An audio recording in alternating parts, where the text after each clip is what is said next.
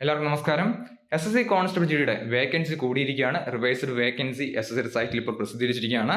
എല്ലാവരും ചോദിച്ചിരുന്നതാണ് vacancy കൂടുമെന്ന്. Vacancy കൂടിയിട്ടുണ്ട്. 53,690 vacancy ആയിട്ടുണ്ട്. സോ നമുക്ക് ഇതിന്റെ കംപ്ലീറ്റ് ഡീറ്റെയിൽസ് നോക്കാം. ഇത് ഒഫീഷ്യലാണ്, SSCയുടെ സൈറ്റിൽ വന്നിട്ടുണ്ട്. ഡൗൺലോഡ് ചെയ്യുന്ന ലിങ്ക് ഡിസ്ക്രിപ്ഷൻ ബോക്സിൽ കൊടുത്തേക്കാം. മെയിൽ കാൻഡിഡേറ്റ്സിന് 48,320 വേക്കൻസി, ഫീമെയിൽ കാൻഡിഡേറ്റ്സിന് 5,370 വേക്കൻസി, അങ്ങനെ 53,690 വേക്കൻസിയാണ് റിപ്പോർട്ട് ചെയ്തിരിക്കുന്നത്.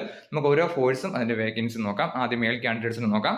BSFിലേക്ക് 13,880 വേക്കൻസി, CISFിലേക്ക് 14,910 വേക്കൻസി, CRPFിലേക്ക് 13,787 വേക്കൻസി, SSBയിലേക്ക് 902 വേക്കൻസി, ITBPയിലേക്ക് 2,948 വേക്കൻസി, അസം റൈഫിൾസിലേക്ക് 1,750 വേക്കൻസി, SSFിലേക്ക് 132 വേക്കൻസി, NCBയിലേക്ക് 11 വേക്കൻസി, അങ്ങനെ ടോട്ടൽ 48,320 വേക്കൻസിയാണ് മെയിൽ കാൻഡിഡേറ്റ്സിന് റിപ്പോർട്ട് ചെയ്തിരിക്കുന്നത്.